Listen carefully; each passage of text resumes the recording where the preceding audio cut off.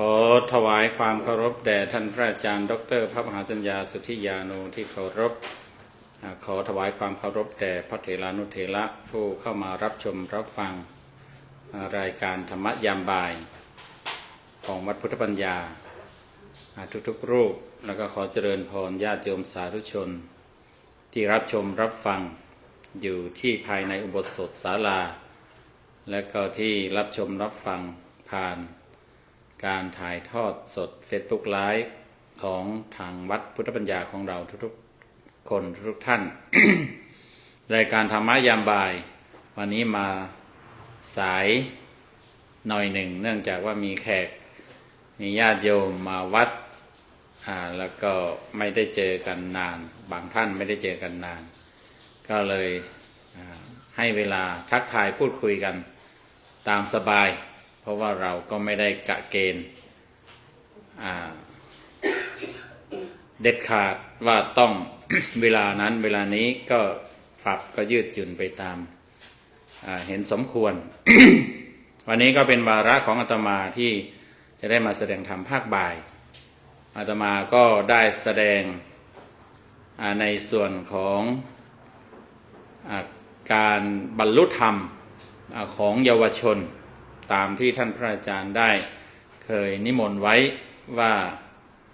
มีอยู่ช่วงหนึ่งที่เป็นข่าวที่เยาวชนในระดับเด็กๆเนี่ยหันมาศึกษาธรรมะแล้วก็มาเขาเรียกว่าสื่อสารธรรมะเผยแพร่ธรรมะทางออนไลน์ก็เป็นกระแสกันมาทีนี้ท่านอาจารย์ก็เลยว่าในครั้งพุทธกาลก็มี เด็กๆเนี่ยสนใจธรรมะเด็กๆรู้ธรรมะเด็กๆบรรลุธรรมะกันเยอะอยู่พอสมควรก็ลองไปประมวลไปหามาพูดให้ญาติโยมได้ฟังดูก็เลยได้พูดกันต่อเนื่องกันมาส่วนมากก็จะเป็นเรื่องของเยาวชนที่มาบวชเป็นสามเณรแล้วก็ที่ปรากฏในคัมภีร์ในหลักฐานนี่ก็เป็นสามเณรที่อายุ7 ขวบเสียส่วนมากแล้วก็เป็นสามเณรที่มีบุญญาบารมีที่สามารถที่จะบรรลุเป็นพระอรหันต์ได้แม้ในขณะที่อายุแค่7 ขวบที่ฟังมาตลอดเนี่ยวันนี้ก็มาฟังสามเณรอรหันต์ซึ่งอายุแค่7 ขวบอีกรูปหนึ่งรูปนี้ถ้าชื่อมาในทุกท่านต้องรู้จักก็คือว่าจะมาฟังเรื่องราวของสามเณรศรีวลีหรือที่เราเรียกว่าพระศรีวลีเรารู้จักกันในนามตอนท่านเป็นพระแต่ว่าชื่อท่านหรือว่าเรื่องราวของท่านนั้นโด่งดังตั้งแต่สมัยเด็กๆตั้งแต่สมัยเป็นสามเณรตั้งแต่เพราะว่าจริงๆก็คือตั้งแต่ก่อนคลอดเขาเรียกว่าเรื่องราวของท่านนั้นเป็นที่โด่งดังกันเพราะว่าท่านนั้นตอนเกิดเนี่ยไม่เหมือนใครและไม่มีใครเหมือนพระศรีวลีนี้อยู่ในท้องแม่นานตั้ง7 ปีและ7 วัน7 ปีกับ7 วันใช่เมื่อพูดออกมาแล้วทุกคนก็จะบอกว่าจริงเหรอไม่เชื่อหรอกเป็นไปไม่ได้หรอกก็เพราะว่า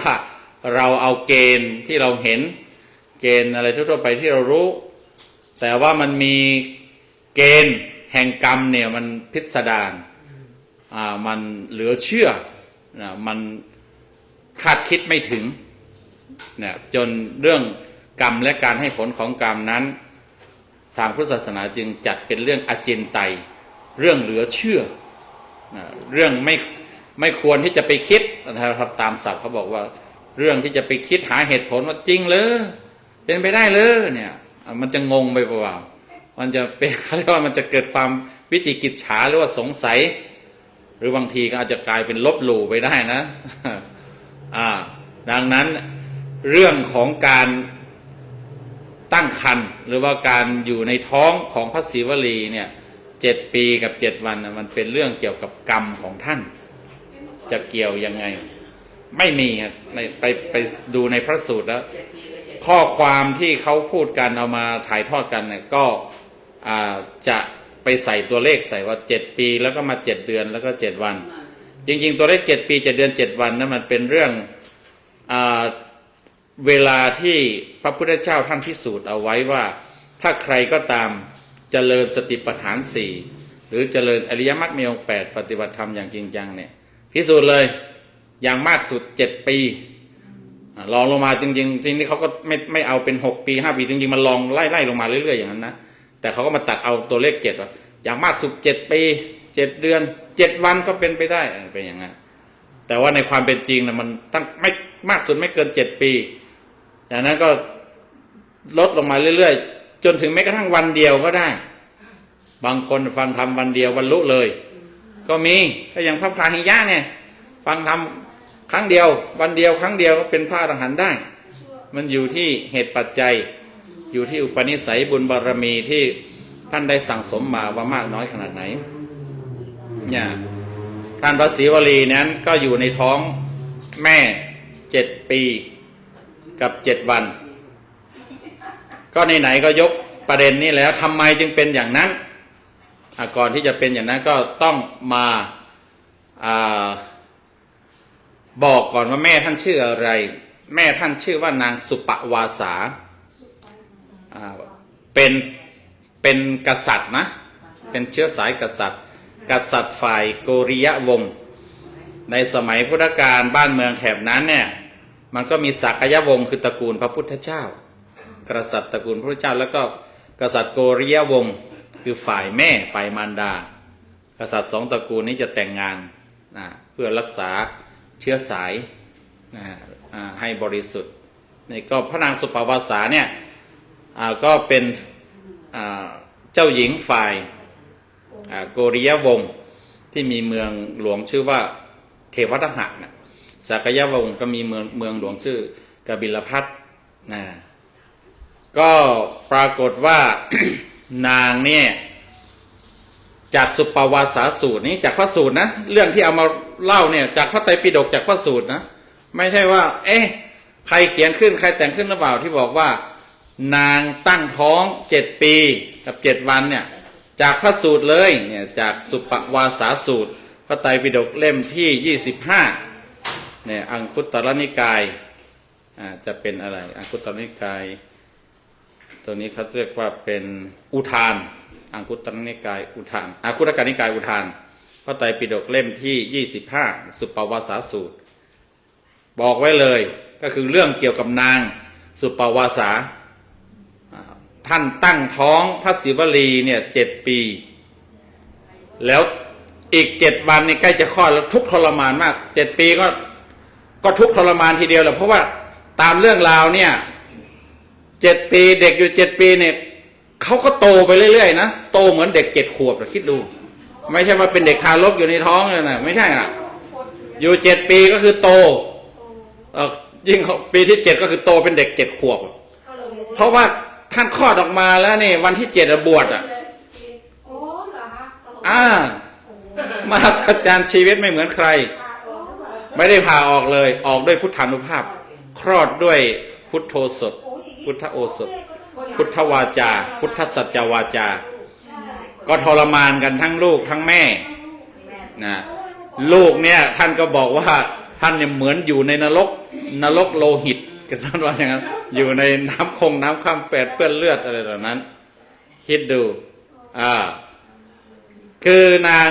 สุปวาสานี่ก็ตั้งครรภ์7 ปีแล้วก็7 วันสุดท้ายนี่ยิ่งทุกข์ทรมานมากเพราะว่าทางศัพท์เดิมเขาใช้คำมีภาษาบาลีเขาใช้คำว่าเกิดลมกัมมัชชวาตกัมมัชชวาตะกัมมะคือกรรมชะก็คือแปลว่าชาตะหรือชาหรือแปลว่าเกิดวาตะแปลว่าลมกัมมัชชวาตก็คือลมที่มันเกิดจากวิบากกรรมที่มันบอกว่าคุณจะต้องคลอดวันนี้คุณจะต้องออกวันเวลานี้เขาเรียกว่าลมกัมมัชชวาตปั่นป่วนแต่ขณะนั้นก็ต้องทุกข์ทรมานอยู่7 วันพระนางก็คิดว่าตัวเองจะตายคงจะไม่รอดแล้วเราคราวนี้หนักเหลือเกินก็เลยบอกสามีไปบอกว่า เนี่ยฉันอยากจะทำบุญก่อนตายช่วยไป นิมนต์พระพุทธเจ้าให้หน่อยบอกว่าให้มาฉันที่บ้านก็แต่ว่าไปก็ขอฝากกราบเท้าขอฝากกราบนมัสการเหมือนเราเนี่ยฝากกราบนมัสการกราบสวัสดีหลวงพ่อหลวงน้าหลวงเจ้าอาวาสด้วยอะไรอย่างเนี้ยท่านก็ฝากความไปพระนางนี่ก็ฝากความไปว่าฝากกราบแทบเท้าพระองค์แล้วก็ฝากถามถึงสารทุกข์สุขดิบแล้วก็จงตั้งใจฟังดีๆว่าพระองค์จะพูดว่ายังไงว่างั้นสามีของนางก็ไปแล้วก็ไปบอกแล้วก็เนี่ยพระนางปวสาเนี่ยตั้งท้อง7 ปีแล้วก็มีคันหลงมาอีก7 วันทุกข์ทรมานมากปรารถนาจะถวายทานขอพระองค์ยงรับการนิมนต์พอพระพุทธเจ้าได้ ได้ยินดังนั้นพระองค์ก็บอกว่าขอพระนางสุปวาสาหรือว่าขอนางสุปวาสานี่จงเป็นผู้มีโลกน้อยจงมีความสุขจงคลอดโดยง่ายเถิดเพียงแค่จบคำประโยคพระพุทธเจ้าพูดแค่นี้ที่บ้านคลอดแล้วเขาบอกว่าคลอดเหมือนเทน้ำเทน้ำลงในที่ผ้ากองน้ำเทรอดปุ๊บเราออกง่ายๆออกเป็นง่ายๆด้วยพุทธานุภาพจริงๆก็คือมันครบ7 วันหลง7 วันวันที่7มันพ้นกรรมวิบากกรรมด้วยส่วนหนึ่งแล้วก็ด้วยพุทธานุภาพด้วยส่วนหนึ่งพระนางก็คลอดง่ายแล้วก็พระพุทธเจ้าก็รับนิมนต์ไปฉันคลอดตามปกตินี่แหละก็ไม่รู้เหมือนกันแหละก็คือว่ามันหนึ่งพ้นกรรมแต่พ้นกรรมแล้วทีนี้นี่เด็กมันโตอย่างนั้นเนี่ยมันจะออกถ้าเป็นทั่วไปมันก็ต้องผ่าออกแต่นั้นพระพุทธเจ้าคงจะรู้ก็เลยท่านจึงให้พรไงท่านจึงต้องออกปากให้พรตามอย่างนั้นแม้พ้นกรรมมันก็ยังไม่รู้จะออกยังไงเพราะว่าเด็กโตก็เลยขอให้คลอดง่ายให้มีความสุขแล้วก็ไม่มีโรคภัยอะไรทีนี้พญาติเนี่ยทำไมท่านจึงได้ชื่อว่าศรีวลีศรีวลีนี่แปลว่าผู้ที่ดับความเร่าร้อนของญาติญาติดับความเร่าร้อนในจิตใจของญาติญาติลงสนิทเสียได้ศีละในแง่หนึ่งศรีวลีศีถ้าตัดเอาวแหวนออกศีละมันแปลว่าเย็นทำให้เย็นเหมือนที่หลวงพ่อพุทธทาสแปลบอกว่าศีลแปลว่าเย็นทำให้เย็นอกเย็นใจทำให้ชีวิตเย็นคนมีศีลก็คือทำให้ชีวิตตนเองก็เย็นทำให้ชีวิตคนอื่นก็เย็นร่มเย็นเพราะว่าไม่มีการเบียดเบียนกันและกันศรีวลีมีความหมายว่าคือผู้ที่ทำให้หรือว่าผู้ที่ดับความเร่าร้อนของจิตใจของญาติญาติของพ่อแม่ของญาติญาติดับลงสนิทเพราะว่าพ่อแม่ญาติพี่น้องก็เป็นห่วงเป็นทุกข์แทนคนอะไรไปตั้งท้อง7 ปีใช่ไหมแล้วก็แต่ละปีก็ท้องก็โตขึ้นอย่างเห็นได้ชัดเพราะว่าเด็กมันโตไปด้วยเขาก็กังวลกวายเขาก็กังวลใจเป็นห่วงเมื่อไหร่จะคลอดจะรอดไหมลูกจะรอดไหมแม่จะรอดไหมก็ร้อนอกร้อนใจกันมาตลอด7 ปี 7 วันพอคลอดได้ด้วยพุทธานุภาพเขาก็เลยแบบเย็นใจสบายใจว่าแม่ก็ปลอดภัยเด็กลูกก็ปลอดภัยก็เลยตั้งชื่อว่าหนูศรีวลีนะฮะหนูศรีวลีแล้วก็ พอนางคลอดแล้วพระพุทธเจ้าก็ไปพร้อมกับสาวกไปฉันที่บ้านเขาทำบุญ7 วันนางในปรารถนาจะทำบุญ7 วันแต่ระหว่างนิดนึงมันมีธรรมะที่น่าคิดอยู่เนี่ยในสุปปวัสสสูตรนี่แหละ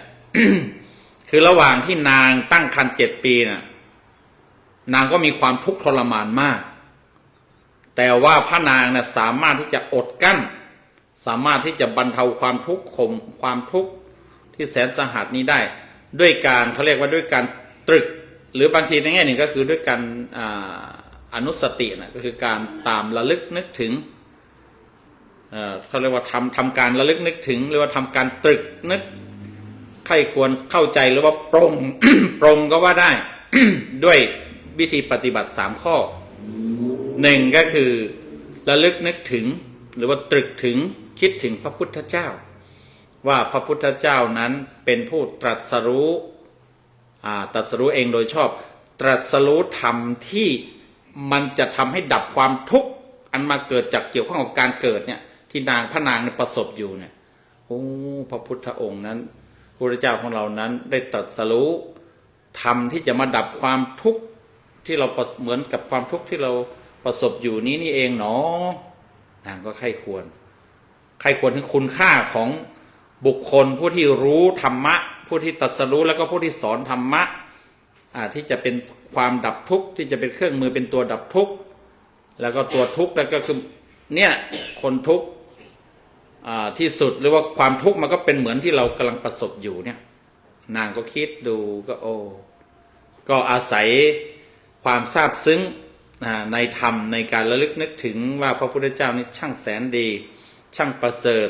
ช่างมีปัญญามากสามารถที่จะค้นพบธรรมตรัสรู้ธรรมแล้วก็แสดงธรรมที่เอามาดับทุกข์ให้เพื่อนมนุษย์ความทุกข์แบบนี้ของเพื่อนมนุษย์ได้ก็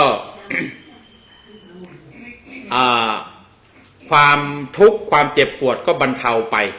เพราะว่าจิตใจนั้นคือคล้ายๆกับว่าเบี่ยงเบนจากความทุกข์ความเจ็บปวดท้องเจ็บปวดคันเนี่ยพอได้นึกถึงพระพุทธเจ้าความยิ่งใหญ่ความประเสริฐของพระพุทธเจ้าที่ตรัสรู้ธรรมที่จะดับความทุกข์ให้เพื่อนมนุษย์ท่านก็มีความเบาใจสบายใจมีความสุขขึ้นมาชั่วหนึ่งหรือบางคราว ท่านปวดท่านอะไรอีกถ้าไม่นึกถึงพระพุทธเจ้าท่านก็นึกถึงพระสงฆ์บอกว่าโอ้พระสงฆ์ผู้ออกบวชผู้ปฏิบัติดีปฏิบัติชอบนี่ก็ปฏิบัติเพื่อที่จะนี่แหละดับทุกข์ตัวนี้แหละพระสงฆ์เป็นผู้ที่ช่างประเสริฐโชคดีเหลือเกินปฏิบัติดีเหลือเกินปฏิบัติชอบเหลือเกินเพื่อที่จะดับความทุกข์ถ้าหมดความทุกข์นี้ได้ก็แสดงว่าสุดยอดคนผู้นั้นหรือนึกถึงพระนางนึกถึงตัวเองว่าถ้าเราจะสามารถจะปฏิบัติดับทุกข์ได้เหมือนพระสงฆ์ดับทุกข์ตัวเองได้ เหมือนพระสงฆ์ดับทุกข์ตัวเองได้เนี่ยเราก็คงจะมีความสุขคงจะเป็นเรื่องที่ดีมากนางก็ใจชื่นใจดีแล้วก็อาศัยศรัทธาอาศัยความเลื่อมใส อาศัยการระลึกนึกถึงความดีงามความประเสริฐของพระสงฆ์ผู้ปฏิบัติเพื่อที่จะดับทุกข์ดังนั้นก็บรรเทาความทุกข์ความเจ็บปวดไปได้หรือ บางทีอีกประการหนึ่งเนี่ยพระนางก็บรรเทาความทุกข์อดทนหรือว่าข่มทุกขเวทนาด้วยการระลึกนึกถึงพระนิพพานพระนางเพราะว่าพระนางสุปวาสาเนี่ยพระนางเป็นพระอริยบุคคลขั้นโสดาบันนะเป็นพระโสดาบันตั้งแต่สมัยที่พระพุทธเจ้าท่านเสด็จกลับพระนครไปโปรดพระญาติพอพระพุทธเจ้ากับเสด็จนครนั้นก็มีทั้งพระญาติฝ่ายพ่อคือสากยวงศ์แล้วก็ฝ่ายแม่คือโกริยวงศ์เนี่ยมาต้อนรับมาฟังธรรมมาทำบุญแล้วก็นางก็ได้มีโอกาสฟังธรรมแล้วก็บรรลุเป็นพระอริยบุคคลโสดาบันพระนางสุปวาสาเนี่ยดังนั้นเนี่ยพระนางจึงมีวิธีปฏิบัติที่จะข่มทุกขเวทนาด้วยการนึกถึงพระนึกถึงพระพุทธเจ้านึกถึงพระสงฆ์แล้วก็นึกถึงพระนิพพาน นึกถึงพระนิพพานเพราะนางก็นึกถึงว่าโอ้พระนิพพานนี้เป็นสภาวะที่ดับความทุกข์เหมือนที่เราเป็นเนี่ยช่างดีเหลือเกินเนาะพระนิพพานนี้ถ้าใครจะได้ถ้าใครจะบรรลุถึงการที่พระพุทธเจ้าท่านได้ ไปค้นพบและก็ได้สอนให้เรารู้จักให้เราได้เข้าถึงให้มนุษย์เพื่อมนุษย์ได้เข้าถึงเนี่ยช่างดีเหลือเกินช่างเป็นความสุขเหลือเกินถ้ามันดับความทุกข์แบบนี้ได้เนี่ยพระนางก็ข่มทุกขเวทนาข่มความทุกข์ความเจ็บปวดความทุกข์ทรมานนั้นด้วยการตรึกหรือว่าด้วยการนึกหรือว่าด้วยการระลึก3ประการนี้อันนี้เราก็เอาไปปฏิบัติได้นะยามใดที่โยมเจ็บปวดเจ็บป่วยเนี่ยก็พยายามที่จะเบี่ยงเบนจิตใจแยกจิตออกจากทุกขเวทนานั้นด้วยการเอาจิตไปจับอยู่กับเรื่องดีๆเรื่องพระพุทธพระธรรมพระสงฆ์ในนี้มันก็เป็นธรรมานุสติด้วยเพราะว่านึกถึงพระพุทธเจ้า ที่พระองค์สอนธรรมะที่เป็นเครื่องมือดับทุกข์มันก็เป็นการลึกถึงพระธรรมไปในตัวด้วยหรือว่าธรรมสูงสุดก็คือพระนิพพานก็ถือว่าเป็นธรรมสูงสุดก็โดยทั่วไปก็คือนึกถึงพระพุทธพระธรรมพระสงฆ์นั่นแหละเพราะว่าพระพุทธนึกถึงพระพุทธเจ้านึกถึงพระสงฆ์ที่ปฏิบัติดับทุกข์นึกถึงพระนิพพานที่เป็นเครื่องดับทุกข์ พระนางก็บรรเทาความทุกข์เราได้ แล้วก็เนี่ยเป็นวิธีปฏิบัติที่เราชาวพุทธเอาอย่างได้เอาไปปฏิบัติได้แต่ว่าก็อย่างว่ามันไม่ใช่ง่ายนะอาตมาเคยได้ยินคำว่าเคยพูดก็ฟังมาแหละบอกว่ามีความทุกข์ก็ให้มันทุกข์แต่กายอย่าทุกข์ใจแยกจิตออกจากทุกข์แยกจิตออกจากเวทนามันไม่ได้ง่ายเพราะอะไรปีที่อาตมากลับไปนะครับส่งท้ายปีเก่านะต้อนรับปีใหม่นะปวดฟันนอนไม่ได้สักคืนวันที่31นะทรมานอยู่เมืองไทยปวดฟันโอ้โหมันมาปวดช่วงเวลาสำคัญมันเสื่อมซึ่งก็ทำยังไงล่ะก็คือก็นอนดูมันไปอยู่กับความพยายามจะทำเนี่ยแต่ว่ามันก็เราไม่ได้ฝึกฝนจนชำนาญเนี่ยมันก็ทำยากดังนั้นเนี่ยถ้าเราได้ฝึกให้พอชำนาญแล้วฝึกให้มันคุ้นเคยบ้างก็จะเป็นประโยชน์ได้เยอะก็จะช่วยได้เยอะ เนี่ยนางสุปวาสานางก็ใช้วิธีการเจริญอนุสติระลึกนึกถึงพระพุทธพระพุทธพระธรรมพระสงฆ์แล้วก็นึกถึงพระนิพพานเนี่ยก็ความทุกข์พอบรรเทาไปได้บ้างแต่ความทุกข์ก็หมดเมื่อนี่แหละมันหมดเวลาหมดกรรมแล้วก็พระพุทธเจ้าก็ให้พรนี่แหละสาเหตุที่เป็นดังนี้เนี่ยก็เพราะว่า พระศิวลีที่เป็นลูกกับแม่คือนางสุปวาสาเนี่ยเคยทำกรรมในอดีตได้ทำกรรมร่วมกันก็คือในมีชาติหนึ่ง แม่เนี่ยได้เกิดเป็นพระมเหสีนะเป็นพระมเหสีในเมืองพาราณสีแล้วก็มีพระเจ้าโกศลคือในจากแคว้นโกศลนี่มายกทัพมาตีเมืองมาแย่งเอาเมืองพาราณสีเนี่ยฆ่าพ่อตาย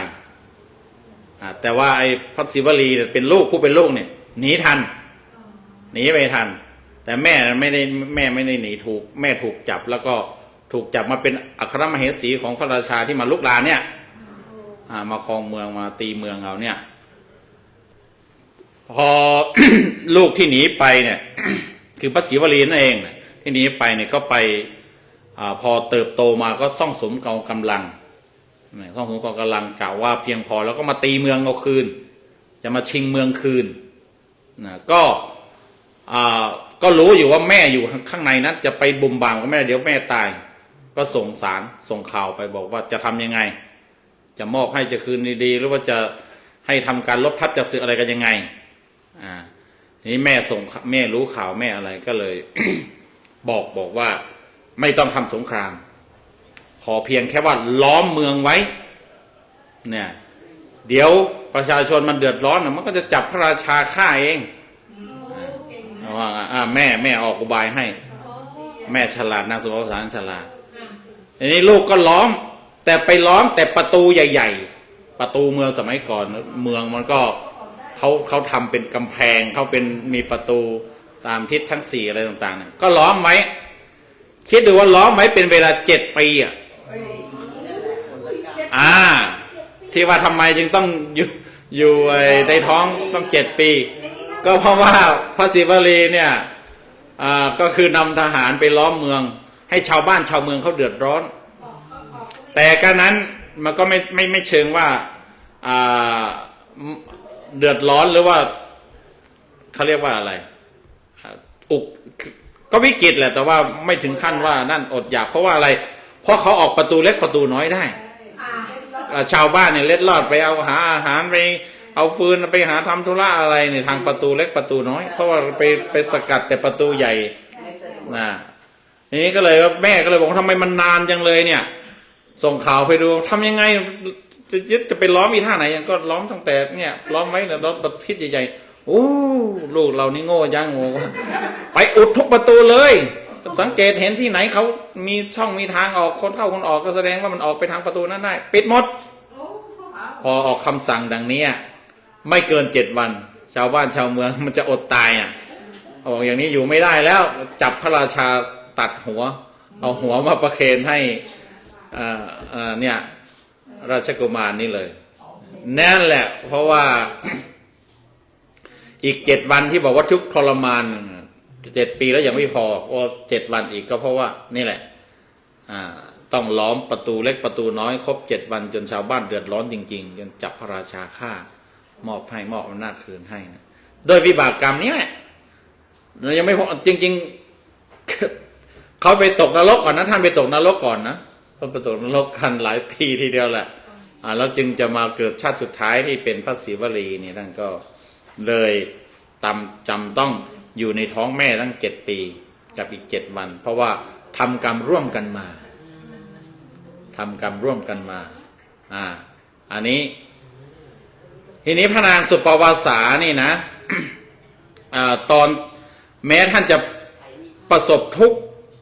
จากการตั้งครรภ์7 ปีเนี่ยแต่ปรากฏว่าคนมาเกิดนะเป็นพระศรีวลีเป็นผู้มีบุญเป็นผู้มีลาภมากเราก็รู้กันว่าพระศรีวลีเนี่ยก็คือพระเทพเจ้าเขาเรียกว่าพระอรหันต์แห่งโชคลาภพระสงฆ์แห่งโชคลาภหรือท่านจะเรียกเป็นเทพเจ้าคือเทพเจ้าแห่งโชคลาภใครไปบูชาส่วนมากคนไทยเราเนี่ยเรามักจะอย่างเนี้ยเราก็ไม่ค่อยได้ถือตามหลักของหลักพุทธเราเท่าไหร่เราเห็นแต่ประวัติบอกว่าพระศรีวลีเป็นพระผู้ประสิทธิ์ประสาทประทานพรโชคลาภให้กับผู้คนก็เนี่ยอยากจะได้ง่ายๆไปบูชาพระศรีวลีแล้วก็หวังว่าพระศรีวลีนั้น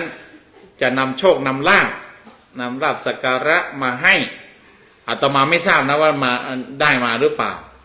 ใครเคยบูชาใครเคยพิสูจน์อะไรแต่ว่ามีโยมจิรประภาเนี่ยเคยเล่าให้ฟังแกบอกพอนึกภาพไหมพระศรีวลีในยุคปัจจุบันก็คือพระที่อุ้มบาตรแล้วก็แบกกฎเนี่ยแล้วยืนเป็นองค์ยืนน่ะแบกกฎก็สะพายบาตรนั่นน่ะคือไม่รู้ว่าเขาได้เห็นภาพหรือว่าทรงจะมายังไงเขาปั้นกันมาอย่างนั้น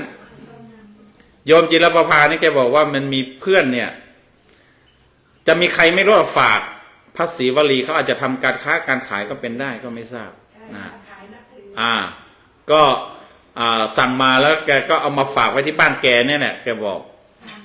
แกจะเอาไปให้เพื่อนคนเขาฝากไปให้เพื่อนแกถือมาหรือว่าใครมาแกบอกว่ามีอยู่วันหนึ่งแกนอนแล้วมันก็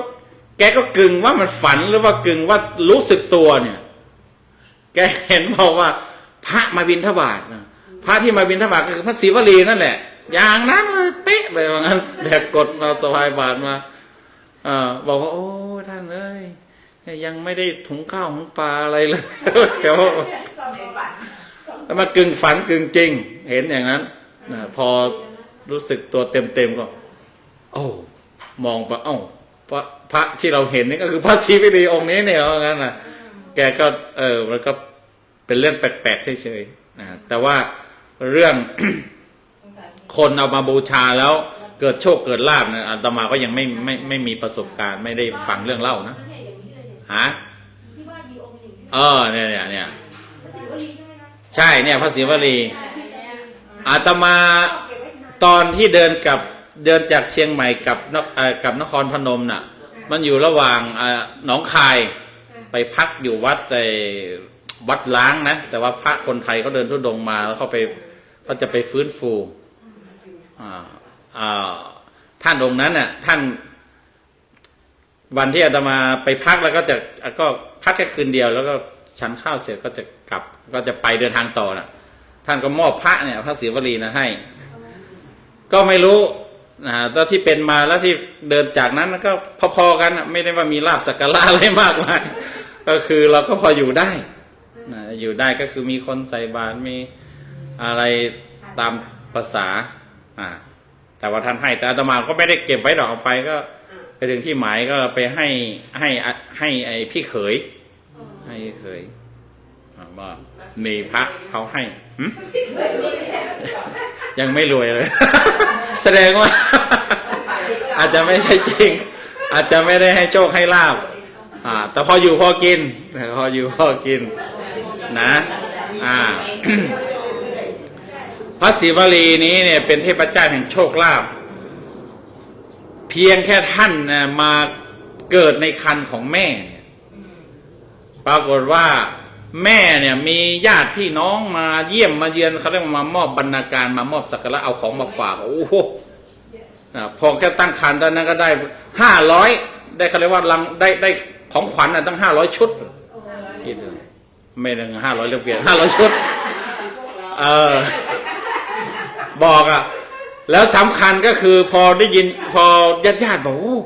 แสดงว่าคนมาเกิดนี่เป็นคนมีบุญและนางเองพระนางเองก็เป็นคนมีบุญมีโชคมีลาภเนี่ยจะมาเสี่ยงทายจะพิสูจน์บอกว่านางนี่แสดงว่าเป็นคนให้โชคลาภลองเอามือของนางนี่ไปจับผักจับหญ้าอะไรที่เราจะเก็บผักเก็บอะไรไปซื้อผักอะไรมาปรากฏว่าผักเนี่ยมันงอกมันเงยขึ้นมาใช่แล้วก็บอกว่าเขาเอาพิสูจน์บอกว่าเอานางเนี่ยเอาไปจับไอ้ยุ้งข้าวปรากฏว่ายุ้งข้าวนั่นก็คือข้าวมันก็ไหลมาไหลเต็มยุ้งแล้วตักแล้วก็ไม่หมดให้นางเนี่ยไปไอ้ถุงข้าวแล้วเนี่ยไปคดข้าวนั้นไปตักข้าวเนี่ยตักเท่าไหร่ก็ตักไม่หมดมีอะไรดีสิพระยาเขาหูเนี่ยเราน่าจะมีอะไรนะ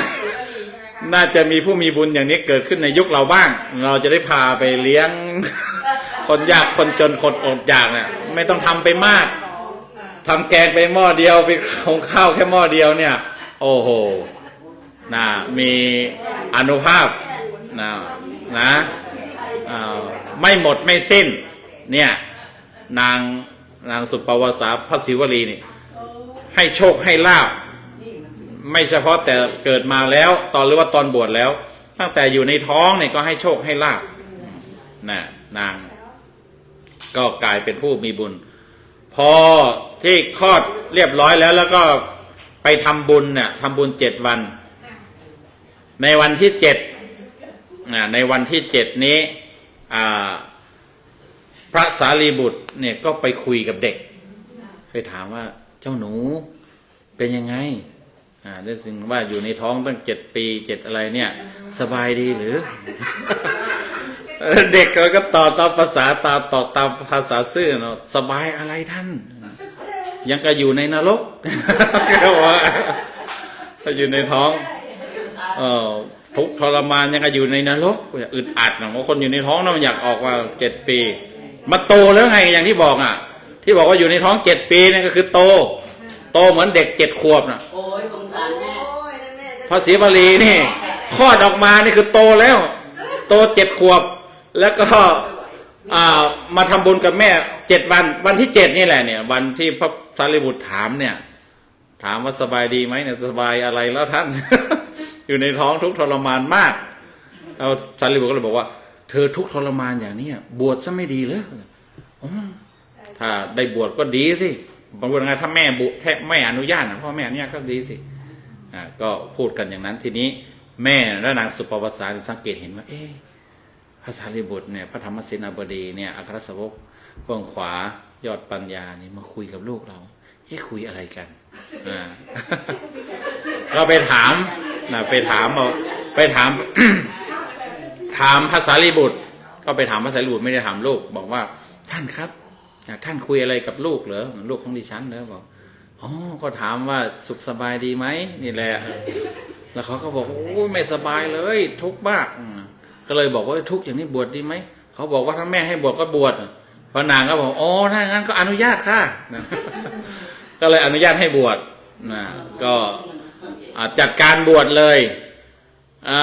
เขาบอกว่าตัดจุก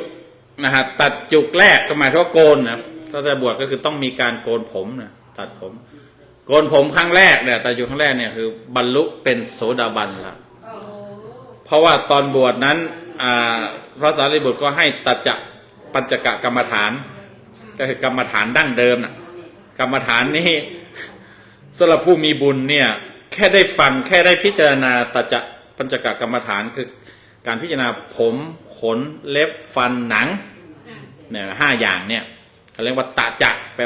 ลว่าหนังปัญจกะคือที่5ก็คือว่าพิจารณาหนังเป็นอันดับที่5ผมขนเกษาโลมานะขาทันตาตะโจทันตานะขาโลมาเกษาภาษาบาลีเขาก็ให้พิจารณากันอย่างนี้ก็เบื้องต้นก็อาจจะเป็นการพิจารณาเป็นการคล้ายๆบริกรรมหรือว่าอะไรล่ะกำหนดทบทวนไปมาเกษาโลมานะขาทันตาตะโจทันตานะขาโลมาเกษาอันนี้เป็นการเขาเรียกว่ารวมจิตด้วยเป็นการฝึกสมถะปูสมถะก่อนพอจิตมันนิ่งจิตมันเป็นสมาธิแล้วนี่ก็ใช้จิตที่เขาเรียกว่าควรแก่การงานจิตที่เหมาะสมจิตที่มันมีความพร้อมเนี่ยก็ยกขึ้นสู่ปัญญาใช่ไหมตุ๋ยฟังเทศเหรอวันนี้ฟังดีๆนะตาจะปัญจกกรรมฐานก็เอามาพิจารณาถึงเนื้อหาหรือความจริงของมันว่าผมเป็นยังไงผมเป็นของไม่สะอาดของสวยของงามขนเป็นยังไงขนก็ไม่สะอาดเล็บเป็นยังไงผมขนเล็บฟันหนังส่วนมากเราทุกคนก็บอกว่าเราสวยใช่ไหมผมฉันสวยผมขนฉันสวยเล็บฉันสวยฟันฉันสวยหนังฉันสวยแต่ความเป็นจริงแล้วมันก็ไม่สวยอ่ะก็อย่างที่พูดมาตลอดเคยพูดให้เคยคุยกันนั่นแหละบอกว่าถ้าอยากจะรู้ว่ามันไม่สะอาดจริงเนี่ยก็คือลองตัดลองดึงผมออกมาไปใส่ถ้วยแกงไปใส่จานข้าวไปใส่แก้วน้ำดูสิตัวเองเนี่ยก็จะไม่กินนะใช่ไหมยิ่งถ้าเป็นเล็บคนอื่นผมคนอื่นอุ้ยแค่คิดก็แบบ สยิวสยองแล้วอันนี้เนี่ยคือความจริงก็หนูศิวลีเนี่ยก็พิจารณาตามกรรมฐานที่อาจารย์ให้แค่จดผมตัดผมหย่อมแรกเนี่ยได้บรรลุเป็นโสดาบันตัดหย่อมที่2บรรลุเป็นสกทาคามีบางวันนั้นแต่ว่าเขาข้ามไปเลยเขาไม่เขาข้ามอนาคามีไปในความเป็นจริงมันก็ไล่เรียงไปกันได้คือตัด3นี่ก็เป็นอนาคามีแล้วก็ปลงผมเสร็จเนี่ยเป็นพระอรหันต์ทันทีบรรลุเป็นพระอรหันต์ในวันบวชนั่นเองแค่เกินมาแค่7 วันแต่ว่าอยู่ในท้อง7 ปีแล้วก็เลยกับว่ามีอายุ7 ปีแล้วเกินมา7 วันบวชในวันที่ทำบุญวันที่7แล้วก็ได้บรรลุเป็นพระอรหันต์เลยอันนี้พระศิวลีเนี่ยถือว่าเป็นผู้มีบุญทำบุญด้วยอะไรเนี่ยเราก็จะคุยแน่นอนแล้วก็ต้องคุยประวัติท่านนะครับทุกวันนี้เป็นยุคของการขุดคุย ขุดคุยประวัติพระในยุคปัจจุบันนี้เขาไปขุดคุยประวัติพระที่มันไม่ดีอะไรต่างๆก็มันก็เป็นไปตามเรื่องตามเหตุตามปัจจัยเมื่อมันมีเหตุมาแล้วคนนี้เขาก็จะลุมแล้วทีเนี้ยลุมขุดลุมคุยละใครมีอะไรก็ดีๆก็ดีไปรอดก็รอดตัวไปถ้าไม่ดีแล้วก็นะฮะเขาบอกว่า ถ้าอยากรู้ประวัติของตัวเองนี่ไม่ต้องไปจำอะไรมากขอให้ไปเป็นนักการเมืองเขาว่าอย่างนั้น เราจะรู้เลยว่าโคตรเง่าเราตระกูลเรามายังไง แม้แต่ประวัติตัวเองอะไรที่เราเคยทำมาบางที่เราลืมไปแล้วที่เราจำไม่ได้บางทีเนี่ยมันก็จะมีคนเอามาบอกเองมารายงานเองว่าก็ว่ากันไปแต่ว่าประวัติของพระศิวลีนี่เป็นประวัติดีนะการที่ท่านมีโชคมีลาภเนี่ยมันไม่ใช่ได้มาแบบโอ้แบบง่ายๆหรือแบบเราไปขออ้อนวอนขอพรขอเทวดาช่วยขอเทพเจ้าช่วยอย่างนั้นอย่างนี้นะท่านมาด้วยท่านได้มาด้วยการกระทำของท่านด้วยบุญของท่านด้วยกุศลของท่านนั่นคือโอ้นานคือมันมีเหตุการณ์2 ชาติที่เป็นบุญใหญ่ของท่านตั้งแต่เริ่มต้นนะก็คือตั้งแต่ย้อนไปตั้งแต่สมัยพระพุทธเจ้าชื่อว่าปุถุมุตตระ พระเจ้าปทุมมุตตระพระพุทธเจ้าปทุมมุตตระคือท่านพระศรีวลีเนี่ยก็เป็นกุลบุตรคนหนึ่งเป็นชายคนหนึ่งวันหนึ่งเนี่ยไปทำบุญเนี่ย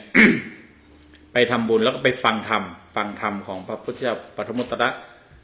ในเหตุการณ์งานประชุมสงฆ์งานบุญงานฟังธรรมวันนั้นเนี่ยท่านเห็นพระพุทธเจ้าปทุมมุตตระเนี่ยคือแต่งตั้งพระรูปหนึ่งในเอตตะคะว่าเป็นผู้เลิศของการเป็นผู้มีลาภมากหมายถึงว่าเป็นผู้ที่ยอดเยี่ยมเป็นผู้ที่เก่งที่สุดเป็นผู้ที่เหนือคนอื่นเหนือรูปอื่นในแง่ของในด้าน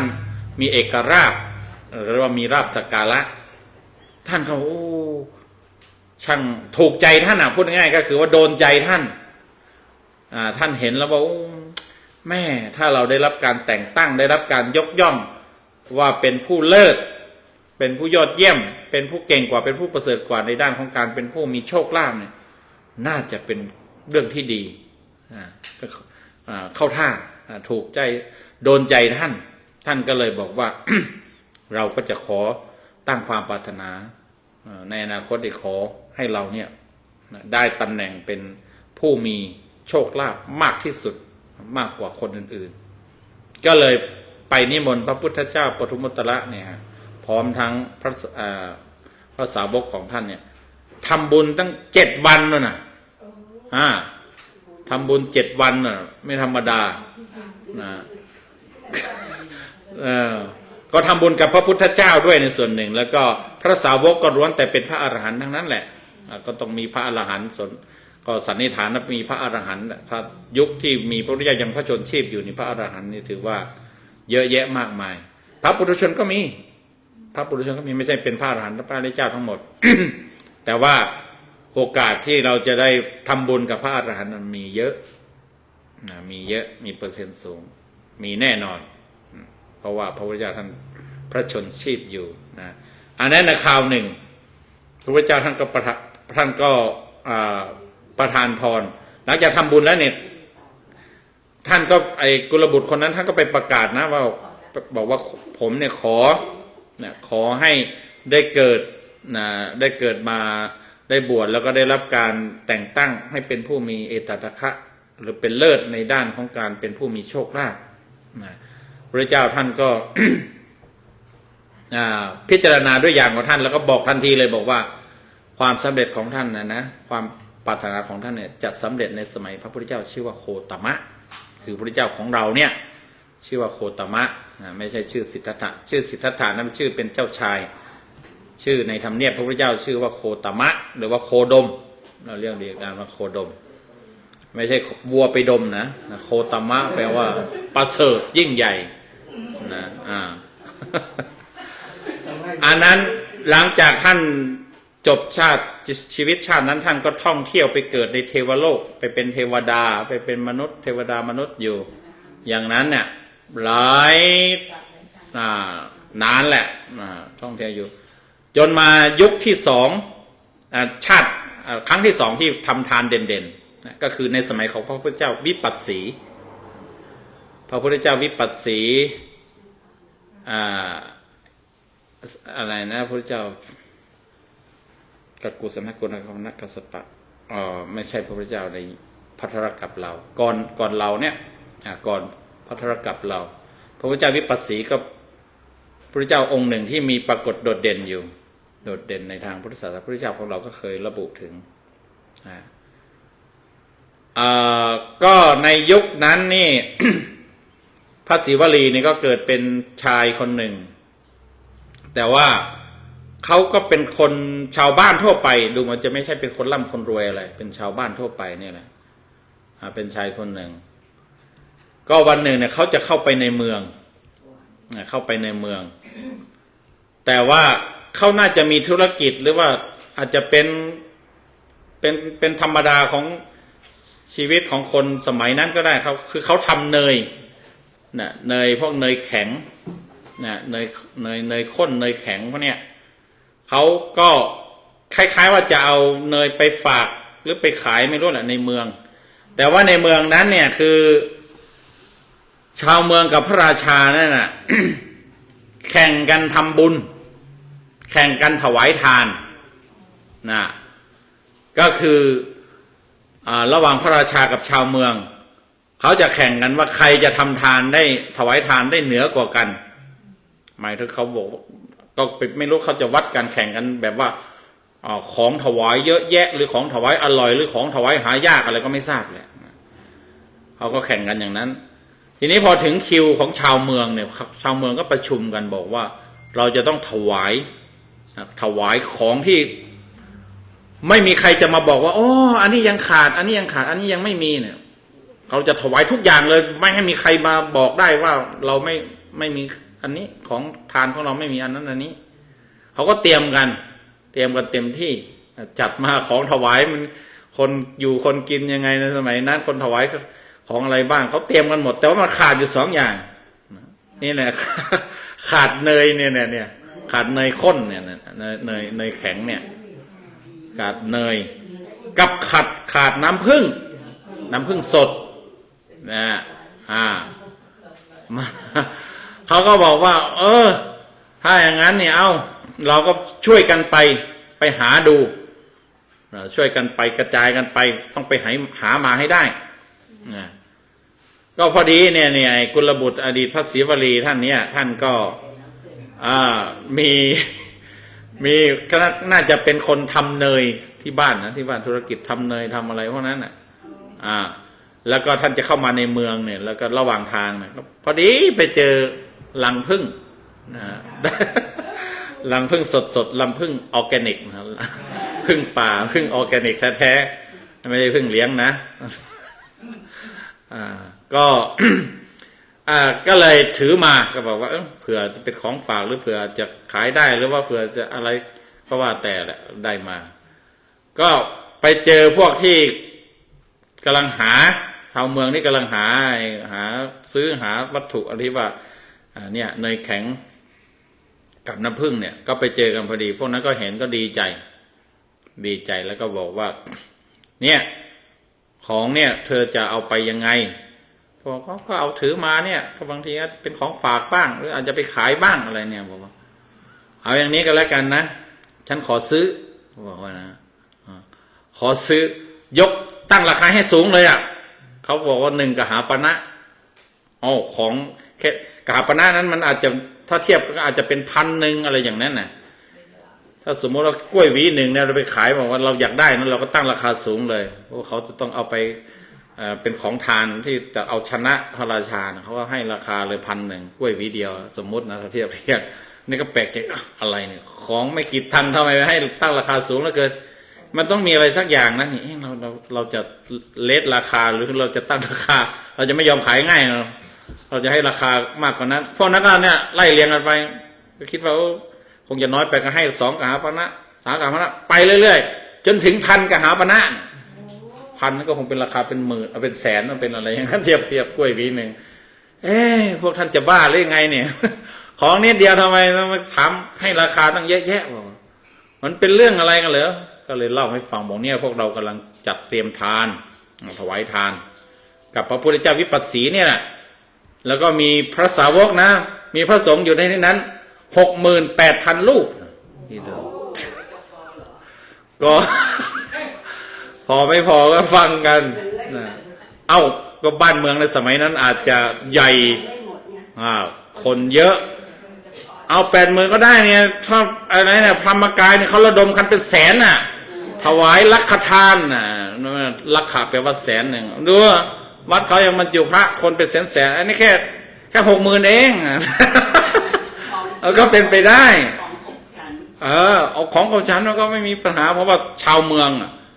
ชาวทั้งเมืองคนทั้งเมืองมันก็ต้องช่วยกันเตรียมคนละอย่างมันพออยู่แล้ว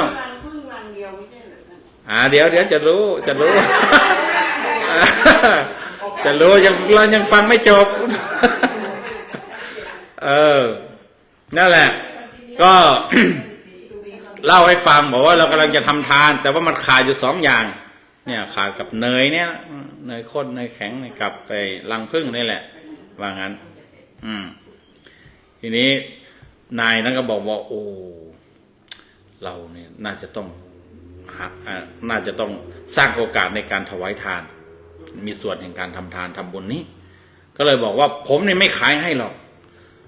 แต่ถ้าหากว่าท่านเนี่ยจะให้ผมร่วมถวายทานด้วยและสำคัญก็คือขอให้ผมเนี่ยได้ประเคนหรือว่าได้ให้กับมือผมด้วยผมเองเนี่ยผมก็จะเอาผมก็จะร่วมถวายทานด้วยชาวเมืองก็เอาตกลงสิซื้อก็ไม่ต้องซื้อนะแล้วก็ของมันก็จะได้ตามที่ต้องการก็เลยโอเคตกลงให้ท่านถวายเองนายคนนี้ก็เลยได้โอกาสแกเอาเนยแข็งมาทำเป็นนมส้มผสมกับน้ำผึ้งแล้วก็ใส่แกบอกว่าเขาบดของเครื่องเผ็ดร้อนของร้อน5 ชนิดไม่รู้เป็นอะไรเป็นพริกเป็นกระเทียมเป็นขิงหรือเป็นอะไรแล้วมาของร้อนก็บอกอย่างนั้นปรุงไปใส่เป็น5 อย่างปรุงเป็นนมเขาเรียกว่าอะไรนมโยเกิร์ตนมเปรี้ยวนมอะไรก็เอาไปถวายด้วยมือประเคนด้วยมือกับพระพุทธเจ้าพระวิปัสสีนะพระพุทธแล้วก็บอกความปรารถนาเลยบอกว่าขอผลแห่งทานเนี้ยขอความปรารถนาที่ผมจะได้เป็นผู้มีราภมากเนี่ยจงบังเกิดขึ้นพระพุทธเจ้าวิปัสสีนี่ก็เลยอธิษฐานจิตเสกบอกว่าขอให้นมเปรี้ยวเนี่ยเพียงพอที่จะถวายพระทั้งหมด 68,000 ลูก ก็เลยประเคน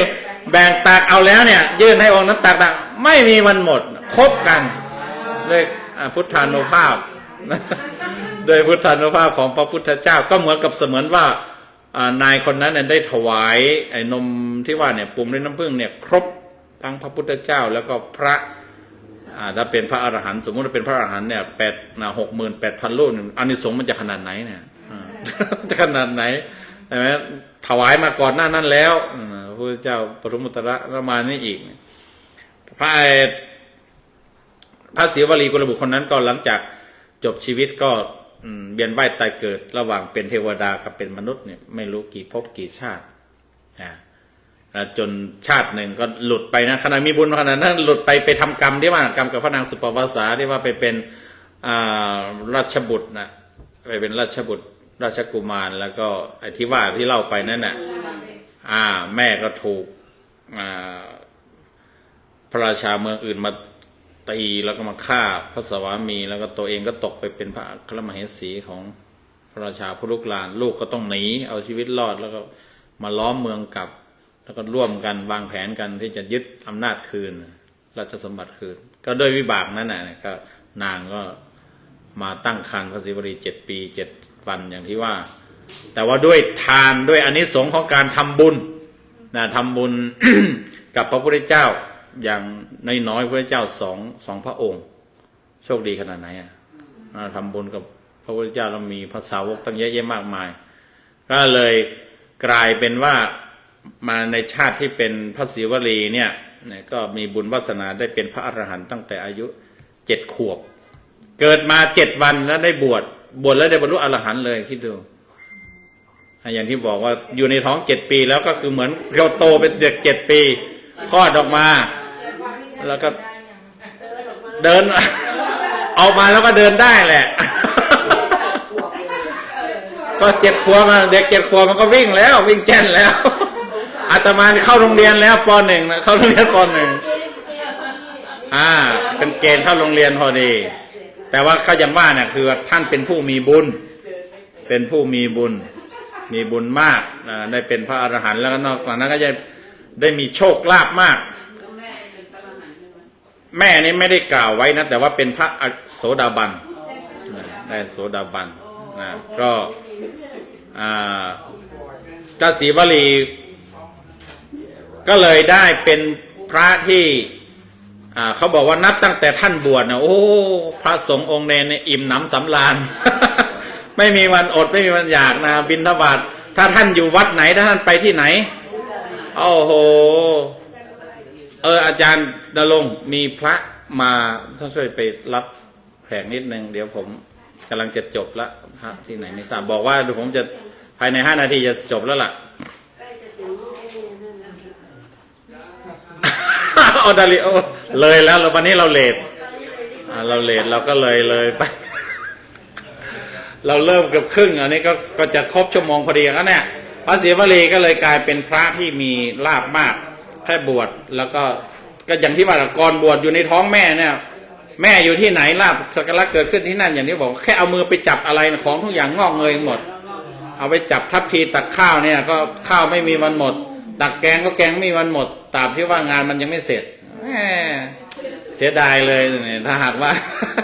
ถ้าจะมีคนแบบนี้นะเวลาเราวัดต่างๆเราจัดงานเนี่ยโอ้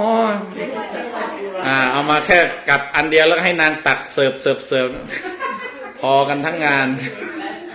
ญาติโยมก็ลองตั้งปรารถนาไว้ทำบุญทำทานไว้นะเผื่อจะได้มีบุญอย่างนั้นช่วยการช่วยงานต่างๆนะเพราะอย่างนี้ก็คือพระศรีวลีในข่าวที่พระเจ้าท่านประกาศยกย่องมากคือในข่าวที่ไปเยี่ยมน้องชายของพระสารีบุตรชื่อว่าขชิระวณิยะเรวตะเถระแล้วพระที่ท่านอยู่ในป่าบางทีเขาก็เรียกว่าป่าตะเคียนว่างั้นป่าสแกป่าไม้สแกที่ว่านั่นนะที่ว่ามันจะมีทางอ้อมแต่ว่ามีอาหารเข้าป่าอาหารมีบ้านมีเมือง60 โยชน์แต่ว่าทางตรงเนี่ยเป็นทางกันดารพวกอมนุษย์อยู่เอาว่างั้นจะไปทางไหนดีพระอานนท์บอกพระพุทธเจ้าบอกว่าพระศรีวลีมากับเราไหมอ๋อมาโอ้มาก็ไปเลยไปที่ไหนก็ได้ ก็จริงเนี่ยเพราะว่าพระศรีวลีนี่เป็นคือเทวดาท่านรักเทวดานับถือที่ว่าท่านมีโชคลาภมากไม่ก็บุญของท่านในส่วนหนึ่ง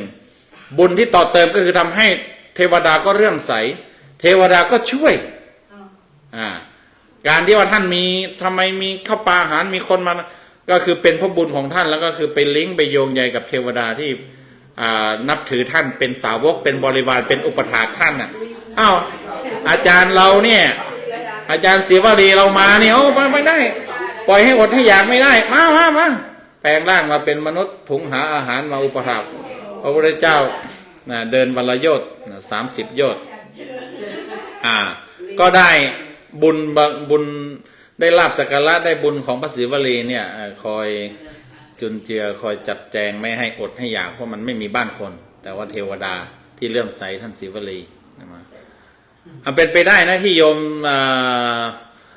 ยมจิรประภาที่ฝันเห็นเนี่ยก็เพราะว่าแม้ว่าไม่รู้ว่าเขาจะจำมายังไงใครจะเห็นใครจะรู้จักรูปลักษณ์หน้าตาพระศรีวลีมายังก็แล้วแต่ว่าเขาปั้นมาเป็นพระที่แบกกฎสะพายย่างเนี่ยเขาก็บอกว่าเป็นพระศรีวลีเนี่ยเทวดาเขาอาจจะจำหมายบอกว่านี่เป็นอาจารย์ของเราหรือว่ายังไงก็แล้วแต่ว่าคนนับถือคนเข้าใจคนเรียกว่าเป็นพระศรีวลีเป็นอาจารย์ของเราเราก็ช่วยดูแลหน่อยใครนับถือใครบูชาใครอะไรก็อาจจะเพื่อไม่ให้เสียชื่ออาจารย์เราอย่างเนี้ย เขาบอกว่าเห็นว่าเรานี่อาจารย์เรานี่เป็นผู้พิเศษให้โชคให้ลาภเนี่ยแม่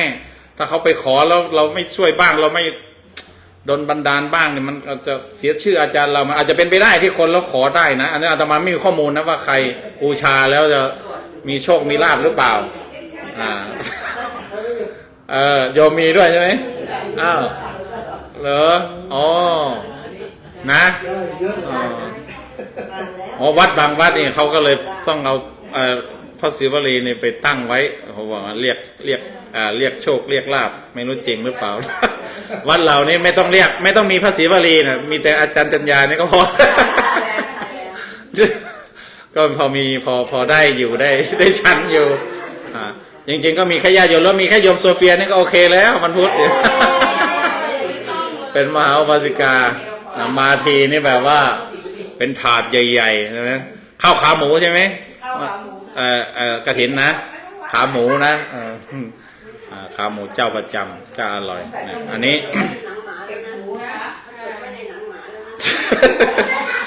จดไว้ในรายการยุคใหม่นี้ในรายการใน Facebook แล้วถ่ายทอดสดบันทึกไว้เรียบร้อยแล้วโยมโซเฟียข้าวขาหมูข้าวขาหมูอ่างใหญ่ๆกระมังใหญ่ๆเชิญเลยนะได้เลยนั่นแหละเมื่ออาศัยเหตุการณ์นั้นพระพุทธเจ้าเลยประกาศเลยบอกว่าเนี่ยท่านทั้งหลายเราไม่อดไม่อยากเนี่ยเพราะว่าลูกศิษย์ลูกหาเทวดาของพระศรีวลีลูกศิษย์ลูกหาเนี่ยอุปถัมภ์เราจึงมีลาภมากสักการะมากดังนั้นข อประกาศแต่งตั้งหน้าที่นี้ว่าให้ท่านพระศรีวลีนั้นเป็นผู้ยอดในการมีลาภมากไม่ใช่เฉพาะว่าพระศรีวลีนะแม่ท่านพระนางสุปปวาสานี่ก็ได้รับเอตตะคะคือได้รับการยกย่องมาเป็นยอดแห่งการพูดถวายทานที่ยอดเยี่ยมถวายของประณีตเอาว่ากันว่าในคัมภีร์เขาบอกว่าระบุว่าพระนางเนี่ยถวายของในแต่ละวันเนี่ย800 ชุดทุกวันถ้าใส่บาตรนะเธอใส่บาตร800 ชุดของดีด้วยนะไม่ใช่ของในของดีคือของประณีตพระเจ้าเลยบอกว่าเป็นยอดอุปถายิกาที่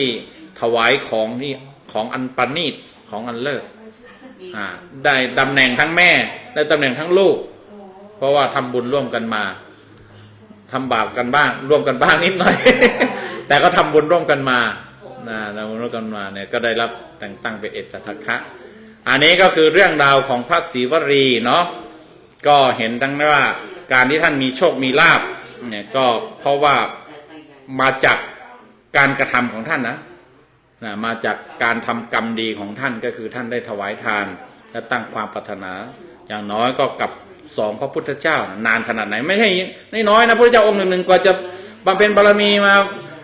เกิดเป็นพระพุทธเจ้าองค์หนึ่งโอ้เป็นหลายอสงไขยคิดดูอสงไขยมันนานขนาดไหนอันนี้ท่านมีทำตั้ง2 พระพุทธเจ้านะมันก็นานขนาดไหนมันก็สมควรแก่เหตุแก่ผลอยู่ที่ท่านจะมีลาภมากสักการะมากนะในแง่ของวิบากกรรมที่ด้านไม่ดีเนี่ยก็อย่างที่ว่าท่านอยู่ในท้อง7 ปีกับ7 วันนี่เขาเพราะว่าวิบากกรรมที่ไปทรมานคนอื่นทำให้คนอื่นมีความทุกข์ตั้ง7 ปีกับ 7 วันเนี่ยอันนี้ก็เรื่องของกรรมเราก็ประมาทไม่ได้ระมัดระวังถ้าไปเผลอทำนี่หน่อยอย่างนั้นอย่างนี้นี่เรามันไม่หล่นไม่หายมันถูกบันทึกมันถูกเก็บไว้จะมาสะท้อนย้อนให้เป็นวิบากยังไงนะก็แน่นอนแหละวันใดวันหนึ่งอันนี้ก็คือเรื่องราวของพระศรีวลีสามเณรอรหันต์7 ขวบ 7 ปีอีกรูปหนึ่งแต่ว่ามีชื่อโดดเด่นในทางเป็นผู้มีโชคลาภมากในวันนี้ก็ได้นำมาแสดงกับท่านผู้ชมผู้ฟังทั้งหลายก็ขอให้ได้อนุสตินะว่าถ้าหากว่าปรารถนาโชคลาภก็ไม่ใช่แค่ปรารถนาอย่างเดียวให้สร้างเหตุคือสร้างกรรมดีถวายทานถ้านำหลักแล้วก็คือให้ทานอันนี้เมื่อให้เนี่ยมันจะได้เพราะว่าการให้กับการได้เนี่ยมันเป็นของคู่กันการให้กับการรับถ้าอยากจะรับเราก็ต้องให้ก่อนเหมือนพระศรีวลีนะที่มีลาภมากก็เพราะว่าท่านได้ให้แล้วก็ระมัดระวังเรื่องการกระทำบางอย่างที่มันเป็นด้านไม่ดีมีผลแน่นอนเหมือนพระศรีวลีที่ถูกขังอยู่ในท้อง7 ปี 7 วันก็ถูกเหมือนถูกขังอยู่ในครรภ์มารดาขังโดยระบบธรรมชาติการเกิดเนาะก็ให้ได้คติและอีกส่วนหนึ่งก็คือแนวปฏิบัติธรรมของพระนางสุปปวาสาเป็นแม่ของพระศรีวลีว่าถ้าเจอความทุกข์จะเจอปัญหาก็ขอให้นึกถึงพระพุทธพระธรรมพระสงฆ์พระนิพพานนั้นเป็นอารมณ์เป็นที่พึ่งเป็นที่เบี่ยงเบนจิตใจให้จิตจับตั้งอยู่กับสิ่งดีงามกับสิ่งสูงสุดแล้วก็ทุกขเวทนาปัญหานั้นก็จะบรรเทาเบาบางได้บ้างในวันนี้ก็ขอความสุขความสวัสดีจงบังเกิดมีแก่ท่านผู้ชมผู้ฟังด้วยกันทุกท่านทุกคนเทอญ